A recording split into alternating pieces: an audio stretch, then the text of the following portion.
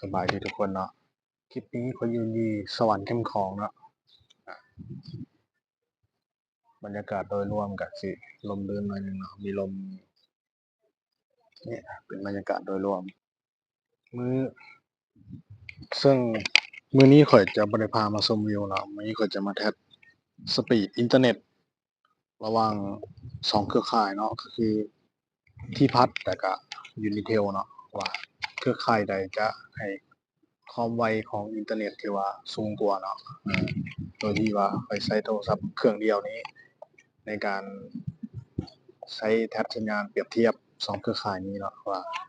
เครือข่ายใดจะสัญญาณแรงและก็ดีกว่าเนาะ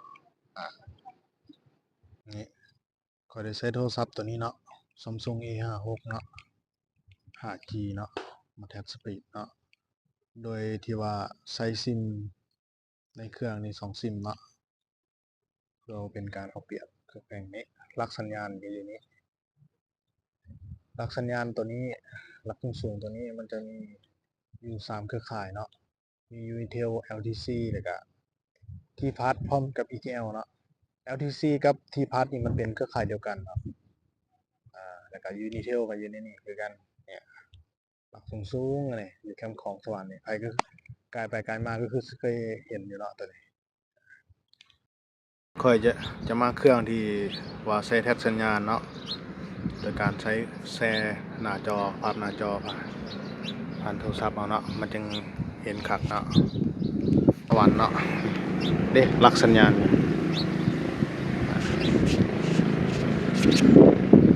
จากนั้นก็จะมาเข้าการ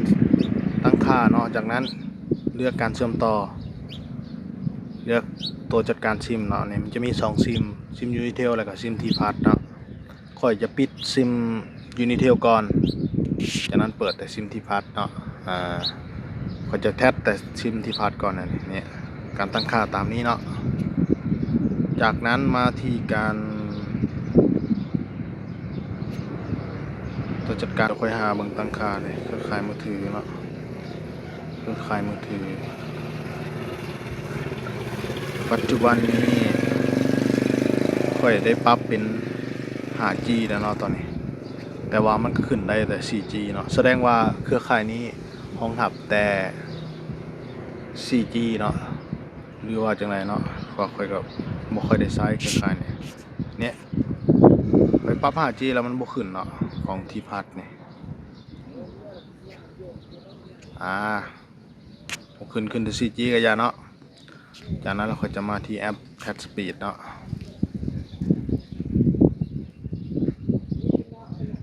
มันจะบอกรายละเอียดมานี้ตัวนี้ค่อยจะใช้เป็นเซิร์ฟนอกเนาะตัวนี้เอาเซิร์ฟในเลยก็ได้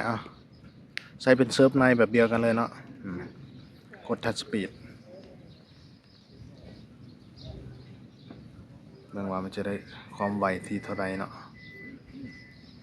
ตอนนี้ความไวแลนด์ขึ้นที่50 ปลายเนาะ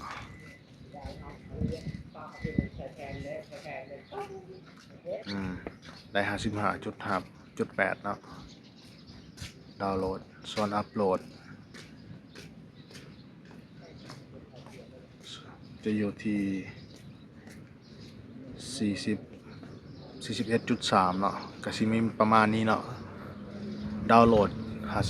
55.8อัปโหลด41.3เนาะค่าปิงนี่30เนาะค่าตัวรับส่งนี่33.4เนี่ยค่าดาวน์โหลดค่าเจ็บประมาณนี้เนาะสำหรับค่าการแท็บเนาะเขาจะแท็บอีกเทื่อนึงเนาะเพื่อแล้วมาเฉลี่ยเบิ่งยันว่าเทอร์มิดมันบ่ได้เนาะแล้วมาเปรียบเทียบกันหลังเลยมาเปรียบเทียบกันเนาะแท็บ2เทื่อเนาะ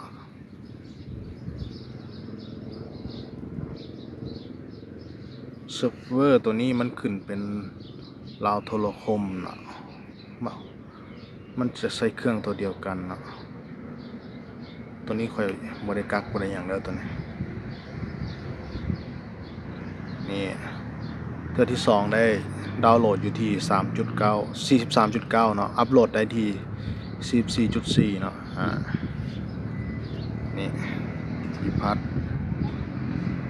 ซึ่งแอปตัวนี้มันเป็นแอปของเนี่ย Agoda เนี่ยเนาะ Speed Test ตัวนี้มันจะบอกเลยเนาะนี่ผู้ให้บริการในสวรรค์เขตโพวินความเร็วมาตรฐานหรือว่าความไวมาตรฐานนี่แม่น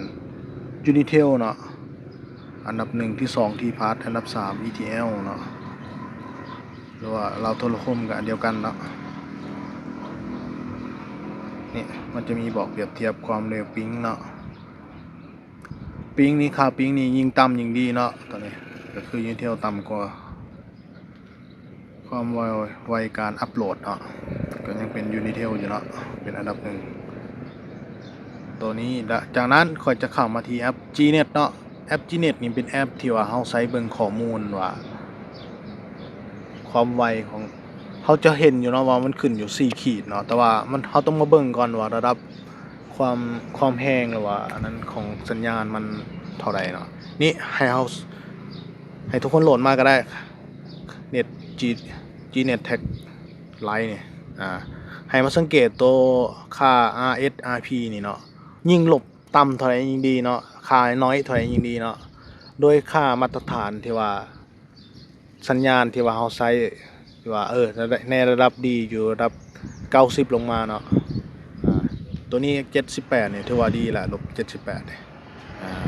ตัวนี้ RSRQ ตัวนี้มันค่าที่ว่าค่าขึ้นรบกวนเนาะลบ9นี่ก็บ่ฮู้ว่าเท่าไหร่เนาะเพราะว่าค่อยจื้อแต่ค่าตัวนี้เนาะ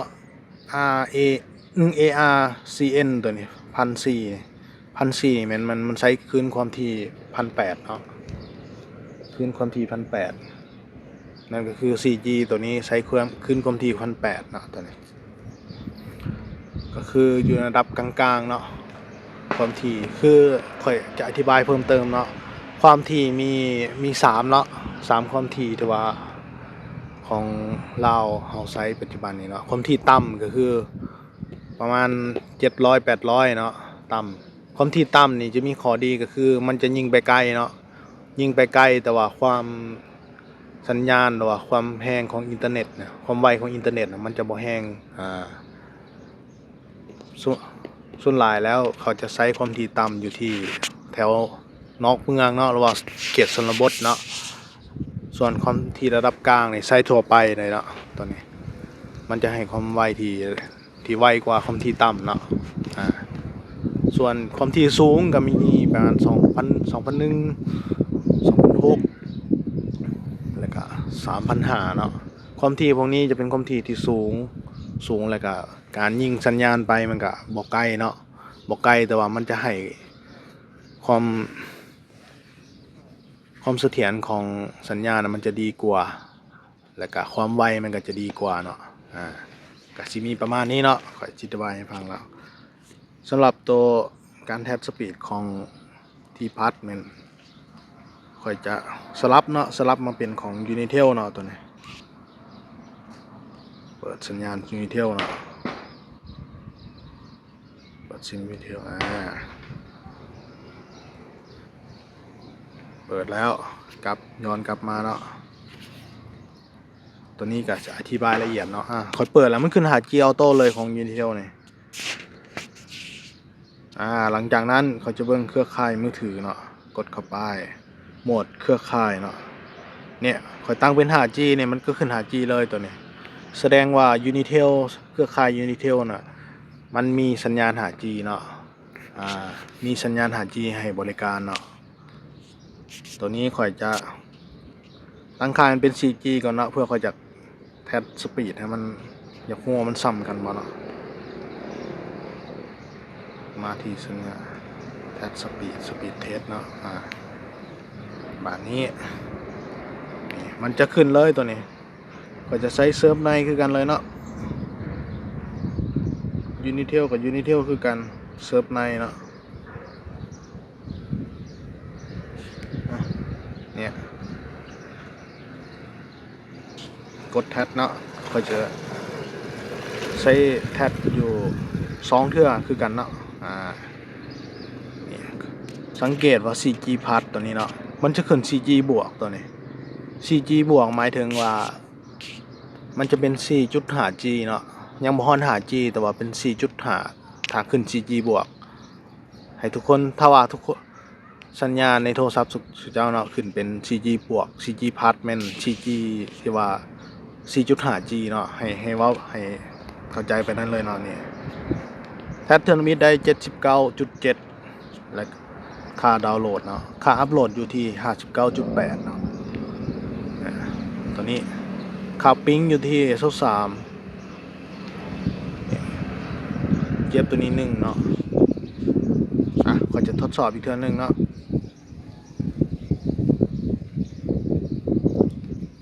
มันจะยังได้ค่าซ้ำเก่าอยู่บ่เนาะแพ็กเกจตัวนี้ค่อยใช้เป็น10กิก 10,000 6 มื้อทั้ง2เครือข่ายเนาะเนี่ยก็สิมีประมาณนี้เนาะ71เนาะลดลงน้อยนึงเนาะปล่อยกดเบิ่งผลลัพธ์เนาะ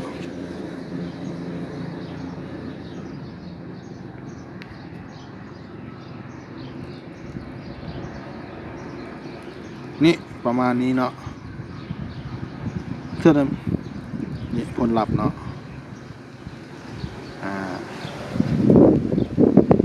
มาที่ตัวนี้เนาะมาที่ Gnet คือเก่าเนาะเราจะเบิ่งว่า Unitel นี่มีดียังไงเนาะค่าตัวนี้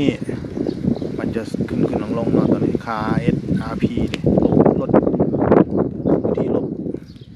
-70 ปลายๆเนาะครับ80 ISRQ นี่-12เนาะส่วน ARFC ตัวนี้ค่า 4G ตัวนี้แม่นนี่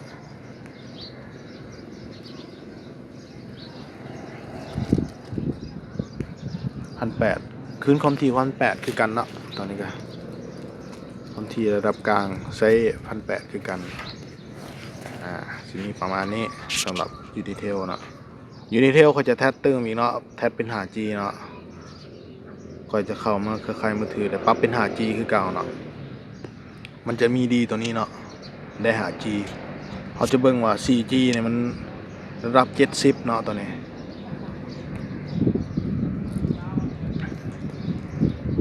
ตัวนี้แทส 5G เนาะ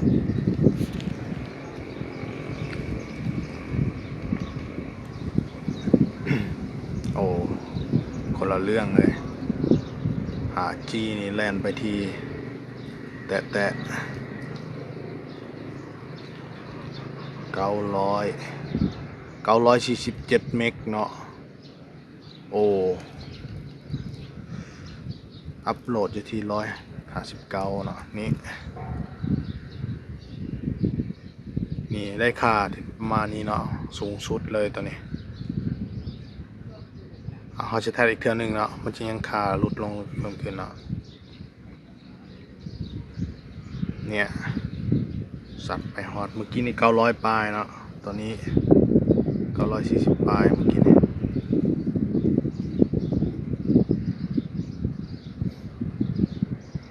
บ่ฮอตเทื่อที่2มันลดลงเนาะได้886เนาะค่าอัปโหลดก็ลดลงเนาะตัวนี้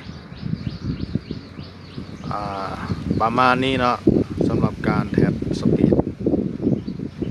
อย่ามาเบิ่งผลลัพธ์นี่ก็ได้เนี่ย947ถือว่าแห้งเนาะหลังจากนั้นเรามาที่แอป Gnet คือเก่าเนาะ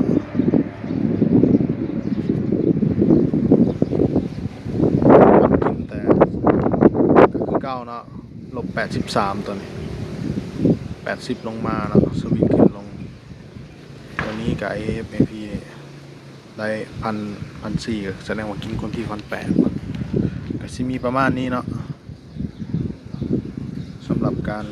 แท็บสปีดเนาะคลิปนี้ค่อยเฮ็ดเพื่อเปรียบเทียบซื่อๆเนาะบ่ได้มีการสปอนเซอร์จากผู้ให้บริการเครือข่ายใดทั้งนั้นเนาะค่อยจะให้ ให้เปรียบเทียบระหว่างความไวของอินเทอร์เน็ตของแต่ละเครือข่ายเนาะให้ท่านผู้ชมหรือว่าท่านคนที่เข้ามาเบิ่งสามารถตัดสินใจได้ว่ามันอยู่ในระดับใดเนาะ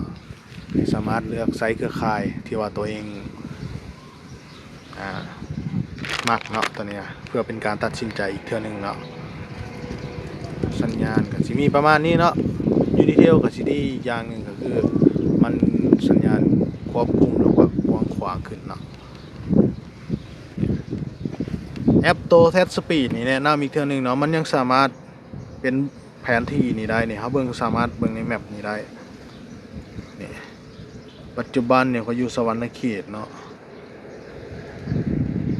นี่ไม่มีเนี่ยมันสีแดงเนาะ 2G 3G เนี่ยมันจะเป็นสี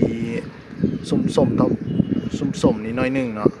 ส่วน 4G เนี่ยจะเป็นสีเขียวแก่ๆเนาะส่วน 5G เนี่ยจะเป็นสีน้ำเงินเนาะเนี่ยของ Unitel เนาะตัวนี้เนี่ยสัญญาณ 5G มันจะเป็นส่วนลายมันจะไปตามแนวทางเนาะตัวนี้เนี่ยที่ว่าได้สัญญาณ 5G เนาะสิมีประมาณนี้เนาะฝากทุกคนกดไลค์กดแชร์กดติดตามให้เด้อเพื่อเป็นกำลังใจในการเฮ็ดคลิปต่อไปเนาะคลิปนี้ก็สิยาวหน่อยนึงเนาะแต่ว่าจะมีสาระหน่อยนึงคลิปหน้าค่อยจะเฮ็ดเป็นคลิปการเปรียบเทียบลิงเกมระหว่าง2เครือข่ายว่าเครือข่ายใดค่าปิงมันจะต่ำกว่าเนาะถ้าว่าเครือข่ายใดค่าปิงต่ำกว่ามันจะเฮ็ดให้การลิงเกมสมูทเนาะบอกคือกะกักเนาะฝากกดไลค์กดแชร์หน่อยเด้อขอบใจบ๊ายบายคลิปหน้าเจอกันคลิปหน้า